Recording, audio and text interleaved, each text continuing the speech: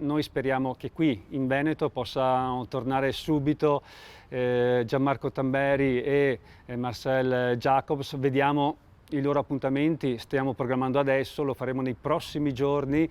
È chiaro che l'impegno nervoso di queste medaglie è stato elevato, dobbiamo forse ritarare la programmazione, ma io credo che il 5 settembre a Padova forse riusciamo a portare almeno un atleta delle medaglie d'oro di Rio a poter gareggiare nel meeting internazionale di Padova. L'appuntamento con i grandi campioni delle Olimpiadi quindi è dietro l'angolo, lo ha confermato a Jesolo nel corso del Kids Camp della Polizia di Stato il coordinatore del Centro Nazionale Fiamme Oro di Padova, Sergio Baldo, prima Gianmarco Tamberi nel salto in alto, poi l'epico Marcel Jacobs nei 100 metri e l'impresa di Massimo Stano nella 20 km di marcia, infine il poker con la 4%, emozioni troppo forti che resteranno anche nella storia del Veneto, terra che si prepara ad abbracciare proprio a Padova, dove si sono allenati come testimoni anche queste immagini i grandi campioni di Tokyo.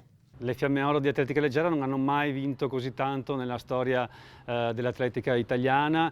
Per andare indietro dobbiamo ricorrere a Berruti nel 1960 e poi Alessandro Andrei nel 1984 e poi Alessandro Lamborghini. Mai le Fiamme Oro hanno avuto così tante medaglie in una sola edizione delle Olimpiadi. Siamo riusciti a realizzare quello che era un sogno insperato, ma ci è costato tanti sacrifici. Il merito va a questi ragazzi, agli allenatori e alla federazione che in questi anni ha sostenuto gli impegni di questi ragazzi.